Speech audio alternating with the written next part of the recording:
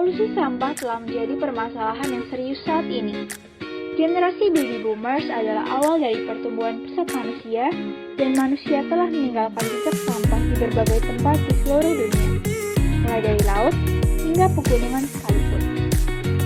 Ancaman sampah, terutama sampah plastik, menjadi semakin nyata, ditandai dengan tren persentase komposisi sampah plastik yang terus naik tajam. Salah satu contoh nyatanya adalah The Great Pacific Garbage Patch, yaitu kumpulan sampah yang terkumpul di lautan dan terbentang sangat luas.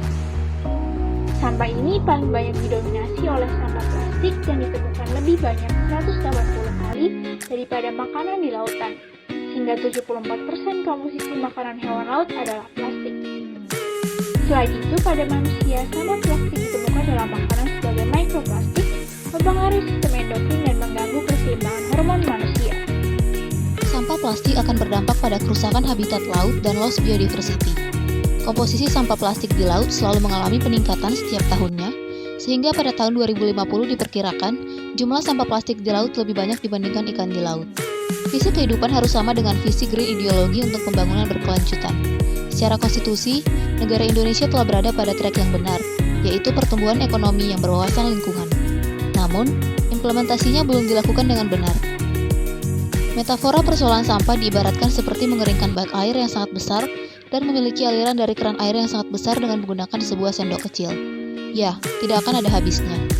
Oleh sebab itu, upaya yang dapat dilakukan untuk menanggulangi permasalahan sampah adalah dengan mengurangi penggunaan plastik yang dapat menjadi sampah plastik, bukan hanya sekedar menangani sampah yang ada. Dengan kata lain, penanganannya harus dimulai dari hulu sampai ke hilir.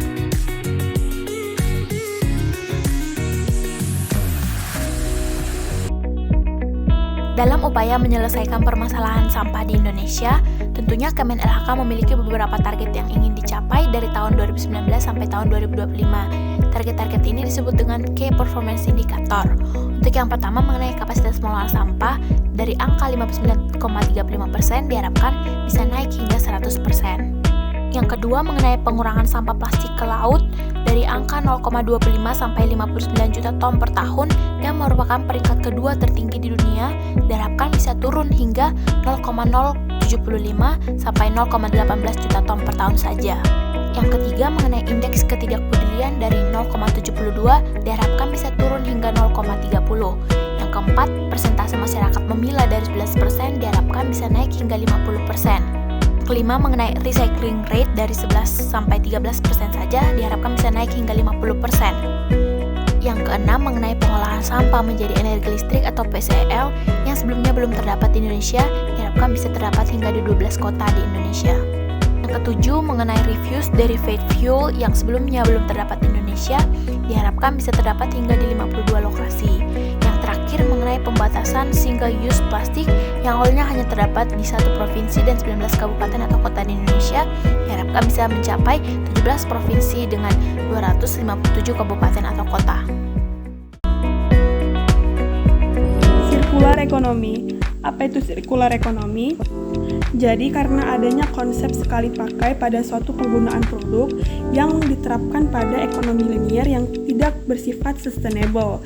Karena pada ekonomi linier, pemakaian produk, pembuatan produk menghasilkan banyak sekali sampah.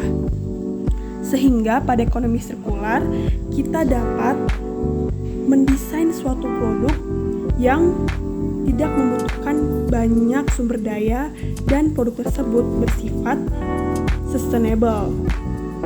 Pada ekonomi sirkular, kita juga dapat menjaga sumber daya dipakai selama mungkin dan kita dapat mengolah sampah menjadi salah satu produk yang bernilai tinggi dan kita dapat mengolah sampah dengan konsep yang pertama adalah reusable, recyclable, dan compostable.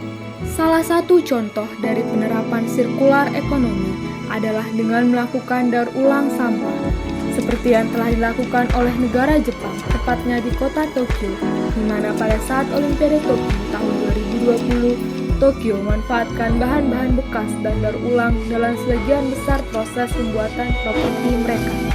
Sejauh ini, Olimpiade Tokyo tahun 2020 telah memanfaatkan sampah plastik sekitar 25 ton dalam membuat 98 podium medali Olimpiade.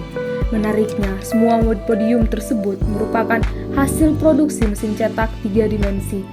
Bahkan, para atlet yang melangkah di atas podium tersebut juga dikalungkan medali yang terbuat dari sampah elektronik yang telah didaur ulang. Penerapan sirkular ekonomi lainnya adalah dengan mendaur ulang sampah plastik yang berasal dari bank sampah menjadi botol plastik minuman. Mengubah kertas-kertas bekas menjadi kertas putih yang dapat digunakan kembali sesuai dengan kebutuhan masing-masing, serta melakukan upaya yang lainnya seperti menggunakan energi listrik terbarukan yang berasal dari pembangkit listrik biomasa. Berikut merupakan tahapan dalam mengonversi sampah menjadi bahan bakar melalui teknologi refuse dry fuel. Refuse dry fuel merupakan bahan bakar alternatif yang berasal dari pengolahan sampah dengan konsentrasi komposisi mudah terbakar. Refuse dry fuel dapat digunakan dalam menunjang bahan bakar dalam kilang semen atau pembakaran di boiler berbahan bakar batu bara. Karakteristik sampah bahan baku refuse dry fuel terdiri dari bahan yang mudah terbakar seperti kertas, kayu, dan plastik, agar dapat menghasilkan nilai kalori yang tinggi. Kualitas dari refuse dry fuel sebagai bahan bakar akan dipengaruhi oleh karakteristik sumber sampah sebagai bahan baku, sistem pengumpulan sampah, serta pengolahan yang dilakukan seperti screening, sorting, grinding, and drying. Potensi sampah yang dapat menjadi refuse dry fuel sekitar 18,9 ribu ton per hari, yang merupakan 10,29% dari total sampah di Indonesia.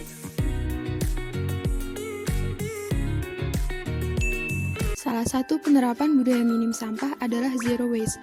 Banyak yang mengira zero waste sama dengan nol sampah, kemudian merasa sulit untuk mewujudkan gaya hidup ini. Padahal sebenarnya zero waste adalah sebuah konsep hidup berkesadaran untuk menggunakan produk sekali pakai dengan lebih bijak dan mengutamakan produk-produk yang umur pakainya lebih panjang.